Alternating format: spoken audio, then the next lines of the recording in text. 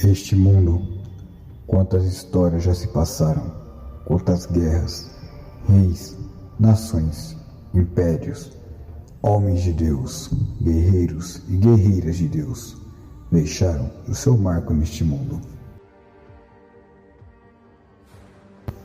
Mas uma das coisas que não mudou e que vem sendo colocado aos olhos de todos é o engano, mentiras e ilusões empregados pelo rei deste mundo, algo que já vinha do reino celestial e que se estendeu a este, começando no jardim do Éden.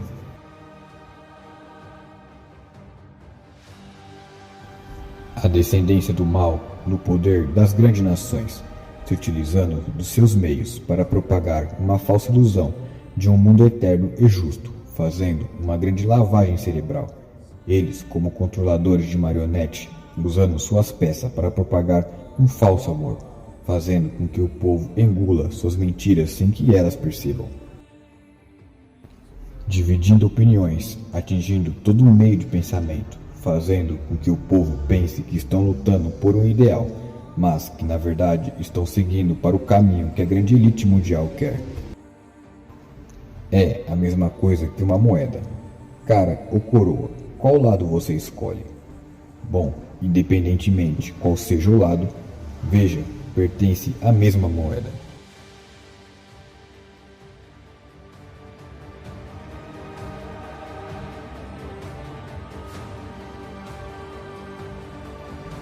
Jesus Cristo, este é o qual devemos escolher, pois ele não pertence a nada neste mundo, e sim de Deus. E só encontramos ele quando se desvinculamos da confiança deste mundo e olhamos para cima, pois é lá no alto que verdadeiramente o Rei Justo vive.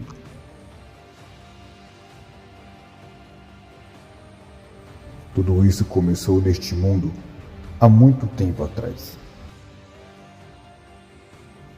Adão e Eva, perfeitos, criados pela própria mão do Criador. Eles, com a mesma consciência de um ser celestial, feitos imagem e semelhança do Pai, do Filho e do Espírito Santo. Satanás, então, ainda com acesso a este jardim de Deus, planejou algo, através de suas artimanhas e encanto, enganar eles, para que através do pecado tivesse todo o poder novamente sobre os seres que passariam pelo teste de fidelidade. Vamos ver e entender o significado de alguns termos para que fique mais fácil o entendimento deste vídeo. Engano, procedimento errôneo, desacerto ou erro, artifício empregado para levar alguém ao erro, burlar, logro ou insídio, estado ou condição de quem foi enganado, ilusão. Ilusão, erro de percepção ou de entendimento, engano dos sentidos ou da mente, interpretação errônea, confusão de aparência com a realidade, confusão de falso com o verdadeiro, efeito artístico produzido pelo ilusionismo, manobra astuciosa para enganar, iludir, logro ou mentira, fantasia da imaginação, devaneio, sonho, quimera, promessa de prazer, felicidade, durabilidade, que se revela decepcionante, dolorosa ou efêmera, experiência vã, decepção, desilusão.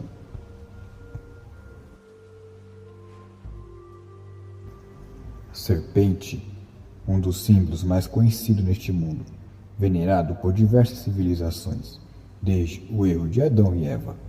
a serpente já presente no jardim de Deus. Este símbolo é muitas das vezes associado ao mal, à morte e à escuridão, por ser considerado um animal misterioso, traiçoeiro e venenoso. Presente em diversas mitologias, como gregos, os egípcios, os hinduístas, astecas, entre muitos outros.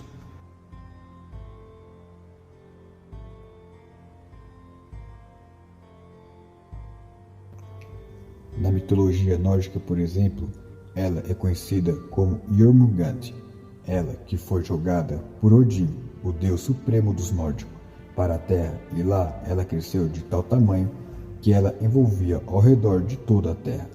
Diz nessa mitologia que no fim dos tempos, Jormungand se libertará e tentará cobrir os céus e a terra com seu veneno. Serafins vem do hebraico serafim, a partir de seraf, e quer dizer arder, significa ardente ou incandescente.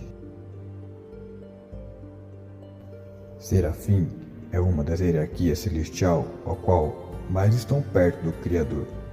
A palavra serafim também significa serpente ardente ou áspide ardente voadora. Serafim é muito relacionado ao queimar ou incendiar, aludindo a uma das características de Deus, por ser um fogo consumidor. Não é à toa que na visão de Isaías foi um serafim que retirou uma tenaz ardente do trono de Deus.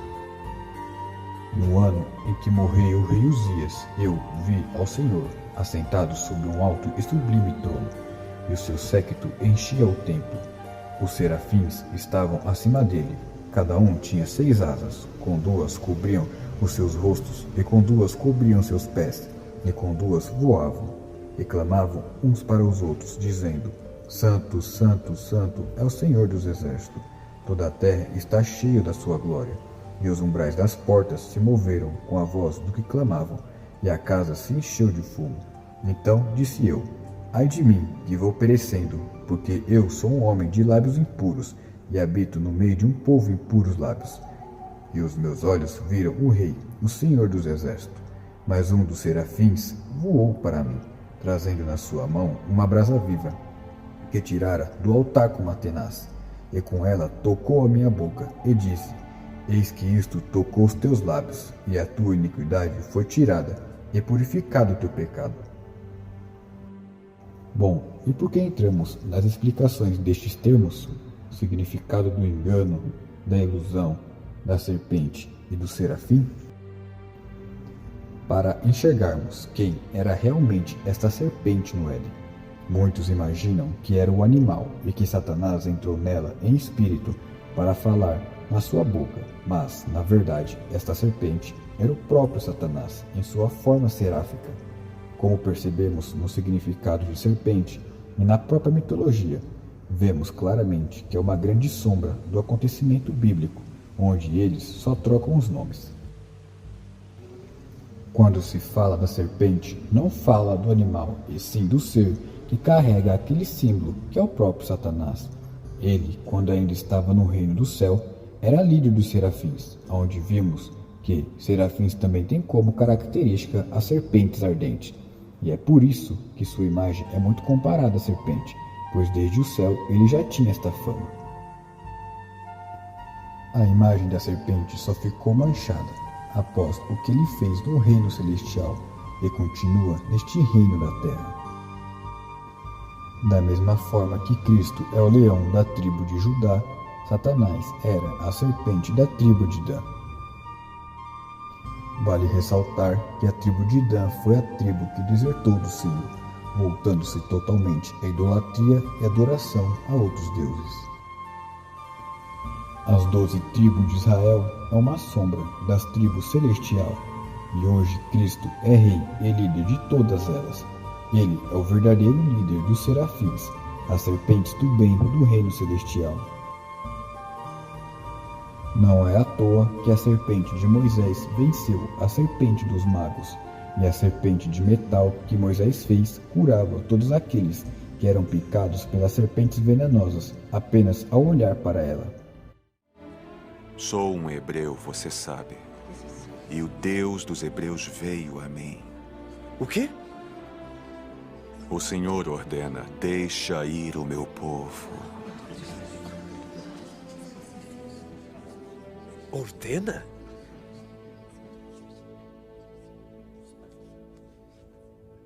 Veja o poder de Deus.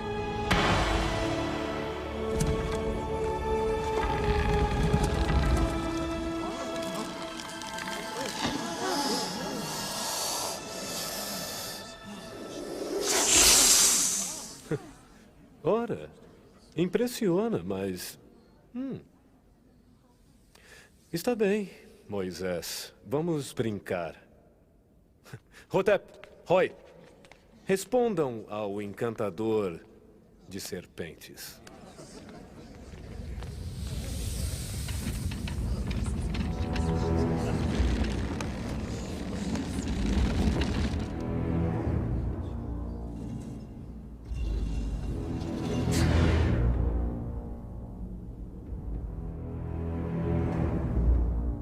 Pelo poder de Ra, Mut, Nut, Hanum, Fta, Neftis, Nechbet, Sobek, Sehmet, Sokar, Selket, Reshbu, Vajet, Anubis, Anukis, Seshmu, Meshent, Hansut, Defnut, Heket, Mafdet, Ha, Mut, Nut, Fta, Hansut, Defnut, Sokar, Selket, Seshmu, Heshmu, Sobek, Vajet, Heket, Mafdet, Neftis, Nechbet, Ha.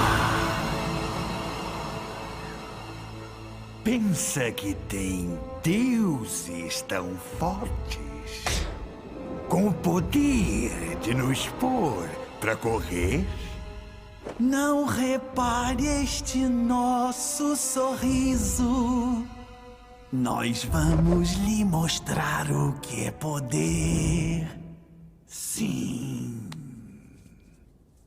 Os nossos deuses podem mais. Nossos deuses podem mais. Oh, que beleza!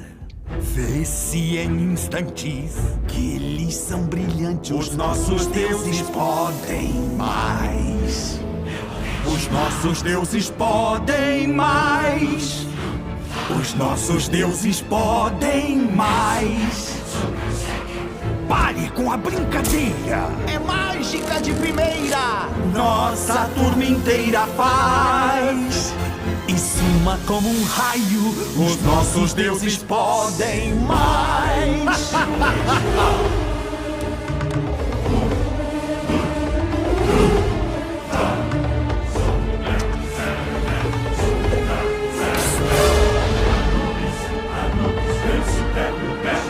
Os nossos deuses podem mais! Os nossos deuses podem mais! Já está na hora, ajoelhe agora e não queira ir embora! Tem muito aprumo, só que não tem rumo! E pra fazermos um resumo, pode ser nosso aluno! Você tem que se curvar, ou sua cova já vai cavar! Os nossos deuses podem! Nossos deuses podem! Nossos deuses podem! Nossos deuses podem! Nossos deuses podem! Nossos deuses podem! Nossos deuses podem! Nossos deuses! Nossos deuses podem mais! Como gosta.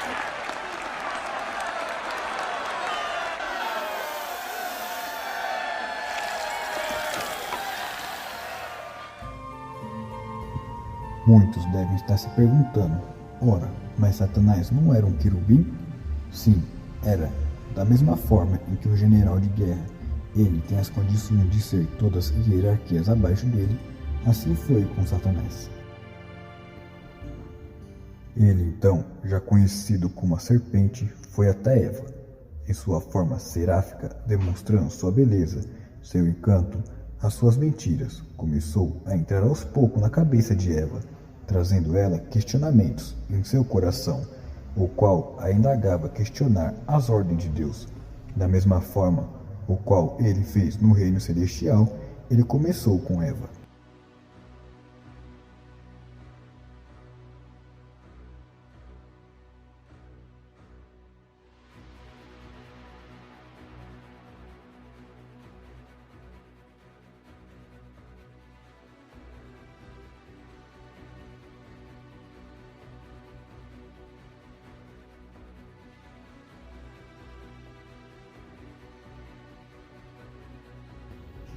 Ela então se encantou com Satanás e obedeceu às suas ordens. E, após comer o fruto, a semente do mal foi introduzida nela, conhecida como a semente da serpente, onde dela sairia os dois tipos de descendência, a descendência do mal e a descendência do bem. Nasceu então Caim, que é a descendência do mal, e Abel, que é a descendência do homem.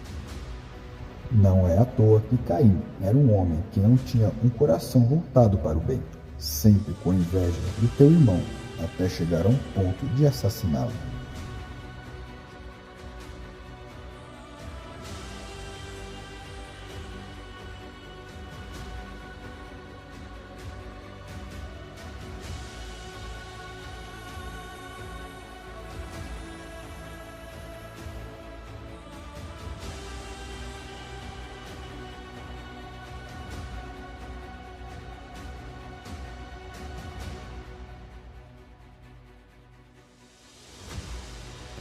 Desde o começo, teve esta guerra entre uma descendência e a outra.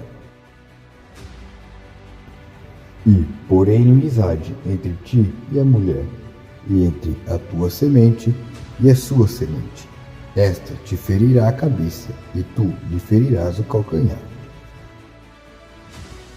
Foi através de Caim e toda a sua geração que veio idolatrias, canibalismo, adoração a outros deuses, invocação e tudo que se opõe ao lado do bem. Porém, Deus é um Deus justo e zela por suas leis. Caim, por ter sido o primogênito deste mundo e por ser o lavrador da terra, ele, como sua herança de primogênito, herdou este mundo e o domínio dele, passando de geração após geração. E Abel, que passou para Sete, por ser pastor de ovelha, a ele ficou a herança das ovelhas do Senhor, e dele viria aquele que seria o grande pastor delas. E para elas não ficarem apenas peregrinando neste mundo, o qual já pertencia ao maligno, este pastor levaria elas de volta para a sua terra, onde mana leite e mel.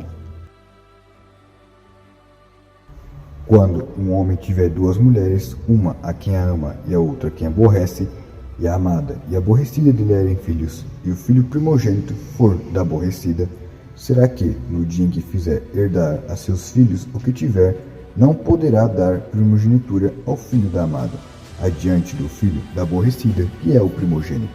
Mas ao filho da aborrecida reconhecerá por primogênito, dando-lhe dobrada porção de tudo quanto tiver, porquanto aquele é o princípio da sua força, o direito da primogenitura seu é. E isso percebe-se como um padrão bíblico. Deus sempre zelou e fez aquilo a qual ele mesmo destinou. Por exemplo, Ismael, mesmo ele sendo mandado embora de sua casa, foi abençoado pelo anjo do Senhor, ao qual ele era o primogênito de Abraão. Também aconteceu com Esaú. Ele só perdeu as suas bênçãos por ter vendido a Jacó. E assim, entre diversas outras situações a qual aparecem na Bíblia. Caim, por ter sido a descendência do maligno, tudo o que era nele, até questões sanguíneas, posteriormente foi passando de geração após geração, vindo então o gigante, os Néfilis, os Refaíns e todas as tribos do mal. Não é à toa que Deus, no Antigo Testamento, mandava dizimar muitas nações. Destruam completamente os hititas, os amorreus, os cananeus, os fariseus, os heveus e os jebuseus, conforme o Senhor seu Deus lhe ordenou. Isso evitará que os povos da terra os ensinem a imitar os atos detestáveis que eles praticam quando adoram seus deuses, coisas que fariam vocês pecarem contra o Senhor seu Deus. Tudo tem um porquê, e esta era a razão das grandes destruições que Deus fazia contra essa descendência da serpente, a guerra entre o trigo e o joio. Não é à toa que conhecemos muitas histórias de civilizações onde reis casavam entre famílias, sempre passando a linhagem sanguínea de geração após geração, e isso pendura até os dias de hoje. Houve um momento em que João Batista e Cristo questionaram os fariseus, no caso, aqueles que eram falsos fariseus, mencionando eles como raça de víboras, pois aqueles que estavam ali, já liderando, era da descendência da serpente, que estavam com a posse do templo enganando todos os demais. Serpentes, raça de víboras, como escapareis da condenação do inferno? Raça de víboras, como podeis vós dizer boas coisas sendo maus? Pois do que há em abundância no coração, disso fala a boca. Dizia, pois, João à multidão que saía para ser batizado por ele: raça de víboras, quem vos ensinou a fugir da ira que está por vir? Uma das últimas grandes guerras que vivenciamos, o líder que ocasionou tudo isso, falava que seu grande objetivo era deixar a raça pura, de sangue azul, viva, pois eles eram superiores. Ele sabia de todas as questões espirituais e, por ter sido um grande fantoche nos donos do mundo, queria que apenas a linhagem sanguínea de Caim vivesse. Esta guerra nunca passou de um grande teatro. Nunca foi por questão de cor, cultura ou raça. Tanto de um lado como do outro, apenas ofereceram uma grande oferenda oculta para os seus deuses, aonde a partir desta guerra, vocês percebem o fruto que ocasionou. Grandes riquezas, os ricos cada vez mais ricos e os pobres cada vez mais dependentes do governo. Mas Cristo já tinha anunciado quando iria ocorrer de uma vez esta separação entre a linhagem do bem e a do mal, a do trigo e a do joio. Propôs-lhes outra parábola, dizendo: o reino dos céus é semelhante ao homem que semeia boa semente no seu campo. Mas, dormindo os homens, veio seu inimigo e semeou o joio no meio do trigo e retirou-se. Quando a erva cresceu e frutificou, apareceu também o joio. E os servos do pai da família, indo ter com ele, disseram-lhe: Senhor, não semeaste tu no teu campo boa semente? Por que tem então o joio? E ele lhes disse: um inimigo é quem fez isso. E os servos lhe disseram: queres, pois, que vamos arrancá-lo? Porém ele lhes disse: não, para que ao colher o joio não arranqueis também o trigo com ele. Deixai crescer ambos, juntos, até a ceifa. E por ocasião da ceifa direi aos ceifeiros: colhei primeiro o joio, e atai-o em molhos para queimar, mas o trigo ajuntai no meu celeiro.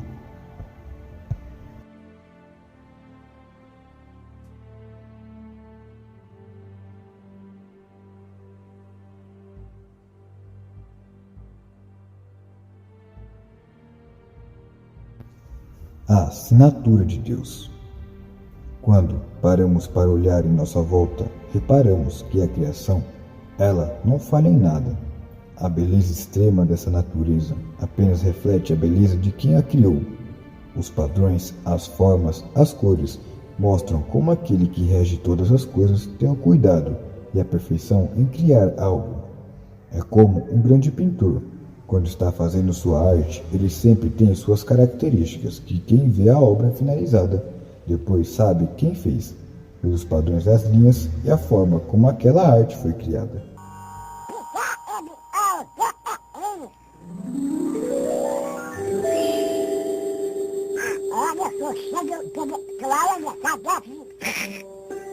Foi o nosso velho amigo Pitágoras quem descobriu que o pentagrama estava repleto de matemática. As duas linhas mais curtas combinadas são exatamente iguais à terceira. E esta linha mostra as proporções mágicas da famosa regra de ouro. A segunda e a terceira linhas são exatamente iguais à quarta. Temos novamente a regra de ouro. Mas isto é só o começo.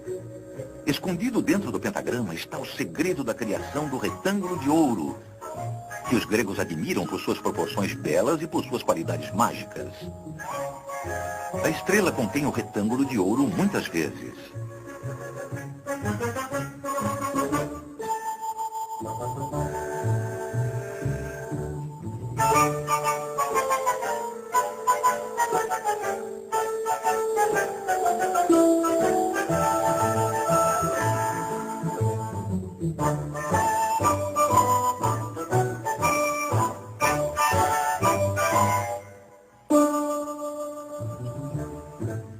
É uma forma fantástica.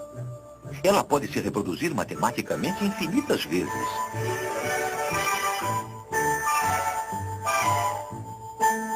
Todos esses retângulos têm exatamente as mesmas proporções.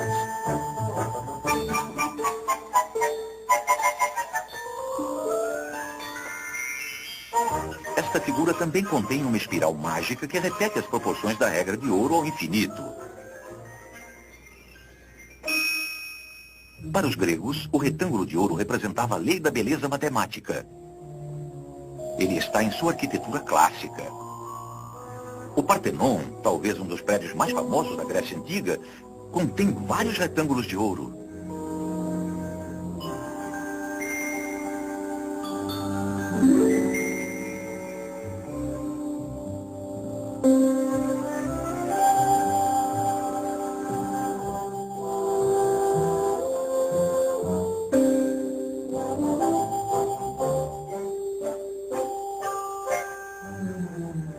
As proporções da regra de ouro também se encontram em suas esculturas.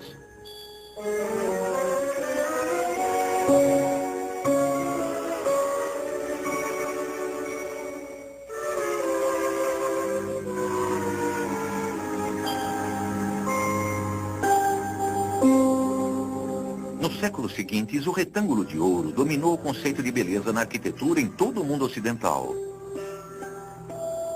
A Catedral de Notre Dame é um exemplo notável. Os pintores renascentistas conheciam bem esse segredo.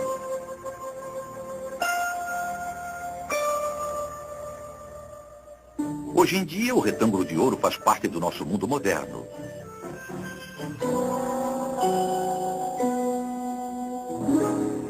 Os pintores modernos redescobriam a magia dessas proporções. Na verdade, esta proporção ideal encontra-se na própria vida. Puxa, puxa, puxa! Isso é matemática! Aquele que usa esse tipo! Donald. É experimental! Não. Proporção ideal! Nem tanto. Não, eu acho que não. Ora, não podemos ser todos matematicamente perfeitos.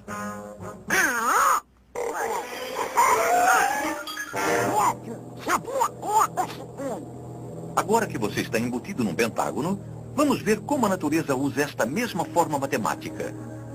A petúnia. O jasmim estrela. A estrela do mar.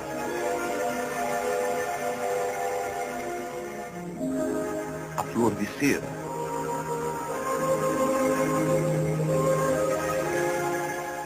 Existem literalmente milhares de membros de destaque na sociedade pitagórica da estrela na natureza.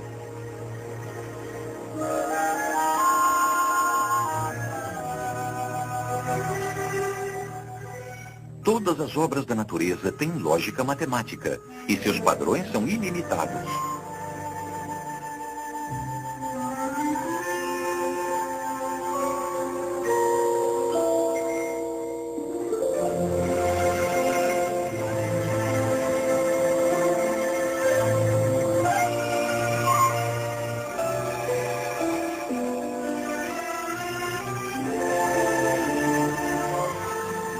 Sempre encontramos as proporções mágicas da regra de ouro nas espirais dos desenhos da natureza.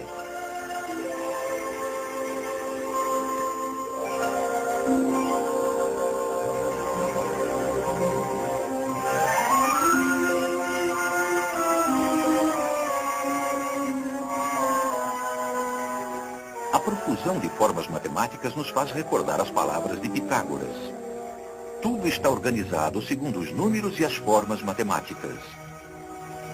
Sim, existe matemática na música, na arte, em praticamente tudo.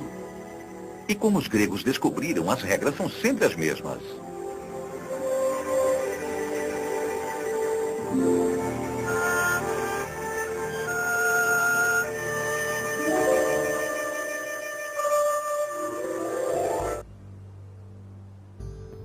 Como a sequência de Fibonacci, a descoberta de Pitágoras e muitos outros pensadores descobriram na natureza as fórmulas matemática perfeita, onde um se encaixa no outro.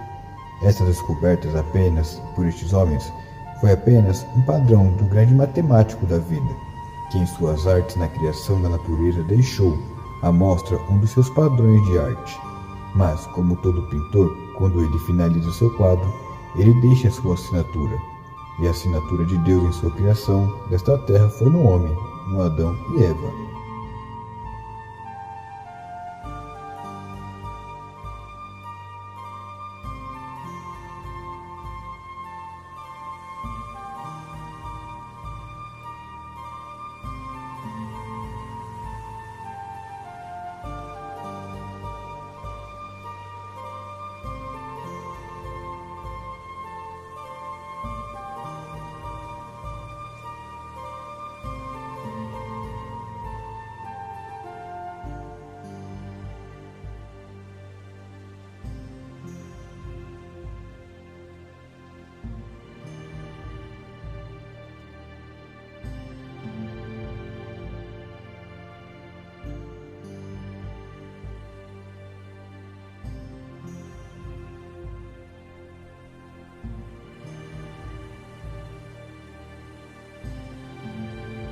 No corpo humano, Deus o assinou com o DNA.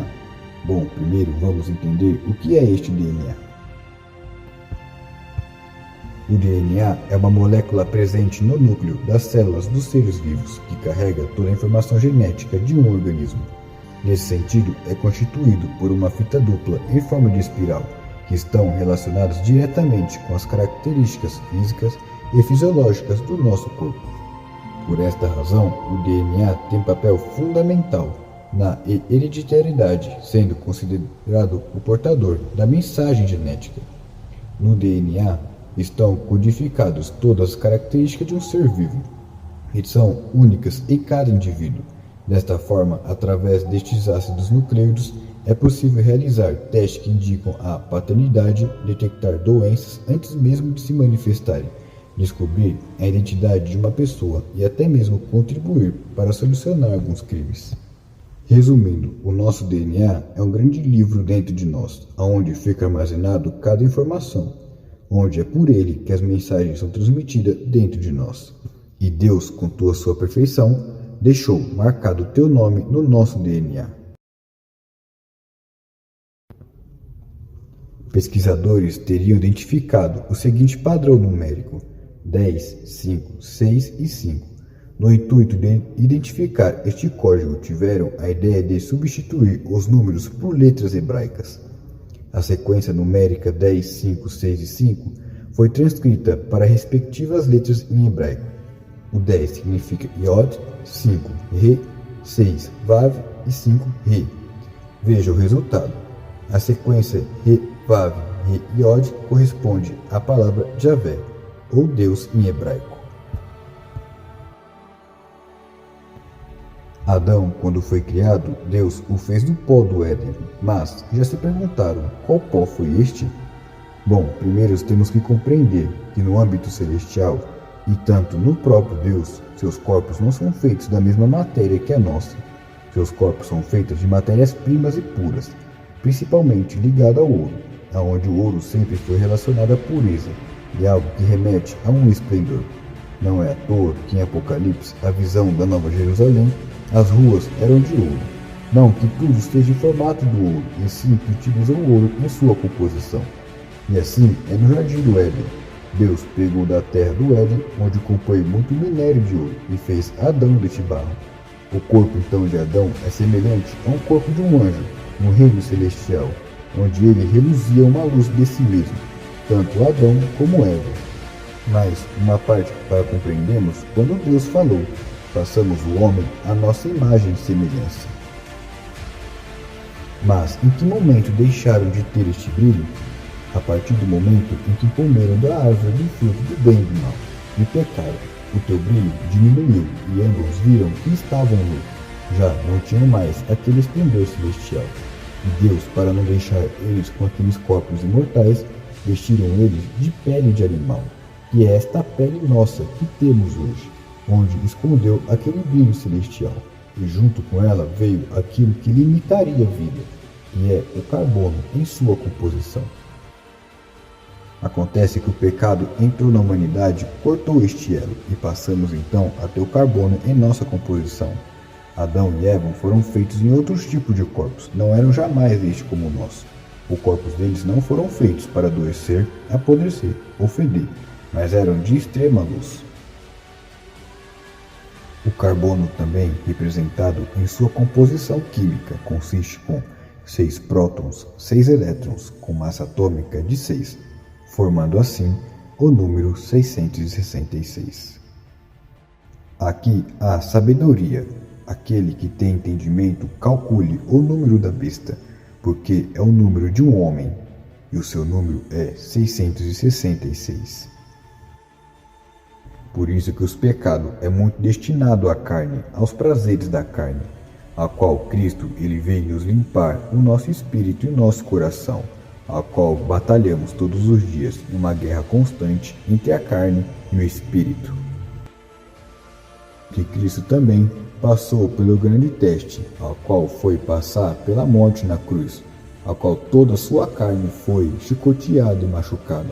Porém, o teu espírito é o que venceu, e vencendo a morte, reviveu cada um de nós. Por isso que seremos transformados a partir do momento que iremos ressuscitar quando Cristo voltar para buscar os teus. Sairemos deste corpo, desta pele, desta carne, ao qual perdeu a tua pureza no Éden, e teremos novamente aquilo que já era para nós ter, se não tivesse acontecido aquele pecado no Éden.